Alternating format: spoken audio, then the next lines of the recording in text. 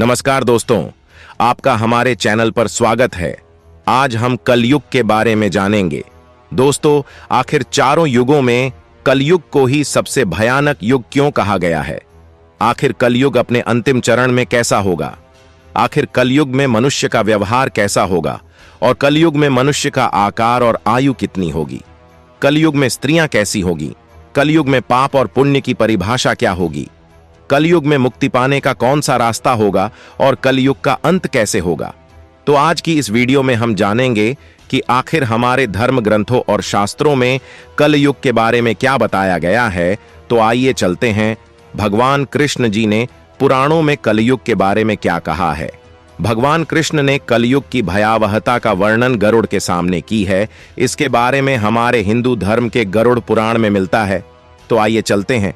कलयुग के बारे में की गई वह भयानक भविष्यवाणियां, लोगों का अपने धर्म पर आस्था न होना, मनुष्य में बढ़ती दुर्भावना, अनुशासन की कमी, मनुष्य में धन दौलत की लालसा, अत्यधिक काम वासना, भ्रष्टाचार से बढ़ता व्यापार, स्त्रियों का आचरण, मांस का भक्षण करना, एक दूसरे के प्रति दुर्व्यवहारता, ईश्वर के प्रति अनास्था, अपने धर्म शास्त्रों का ज्ञान न होना आदि कलयुग की पहचान की है। भगवान श्री कृष्ण ने कहा था कि कलयुग में इंसान अपने धर्म से विमुख होकर अधर्म की राह पर चलने लगेगा। उसका स्वभाव चंचल लालसा और कठोर मन का होगा। कलयुग में मनुष्यों को अपने शास्त्र और धर्म ग्रंथों का ज्ञान नहीं होगा। जिसके मुख से जो निकलेगा उसे ही शास्त्र समझा जाएगा। चारों युगों में कलयुग अंतिम युग होता है।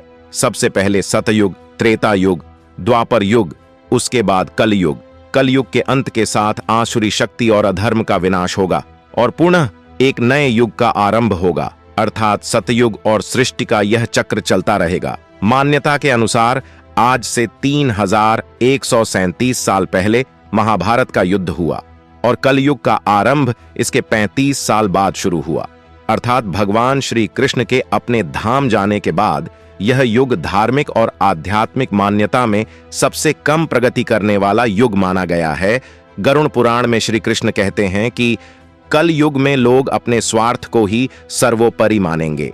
यदि हम अभी के टाइम में देखें तो पाप इतना अधिक बढ़ चुका है कि जैसे मानो कल युग का अंत नजदीक ही है।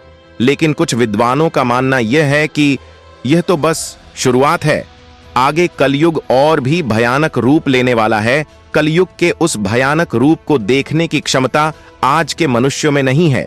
जब कलयुग का अंत समय निकट आएगा तो ऐसी ऐसी भयानक घटनाएं देखने को मिलेगी। मनुष्य का रूप इतना विकृति दिखाई पड़ेगा कि मानव मनुष्य नहीं, कोई पिशाच या दानव जैसा दिखाई देगा। जात पात, ऊंच नीच का भेद होना, एक दूसरे के प्रति षड्यंत्र, बलात्कार, हत्या, अधिक मांस का सेवन इत्यादि कलयुग की निशानी है। बताया तो यह भी जाता है कि कलयुग जब अपने अंतिम चरण में होगा तब इंसान इंसान नहीं रहेगा, जानवर जैसी हैवानियत होगी। तो आइए जान लेते हैं कि गरुड़ पुराण में कलयुग के अंत के बारे में क्या लिखा है। गरुड़ पुराण के अनुसार एक बार गरुड़ जी ने भगवान श्री कृष्ण जी से पूछा, हे प्रभु, चारों युगों में कलयुग को ही सबसे भयानक और दुखद युग कहा गया है। इस कलयुग का अंत कैसे होगा और कलयुग का अंत समय निकट आने पर कौन से संकेत दिखाई देंगे? तब भगवान श्री कृष्ण कलयुग के अंत के समय मिलने वाले भयानक संकेतों के बारे में बताते हैं। जब पृथ्वी पर ऐसे संकेत दिखाई दें तो समझ जाना चाहिए कि कलयुग का अंत निकट है।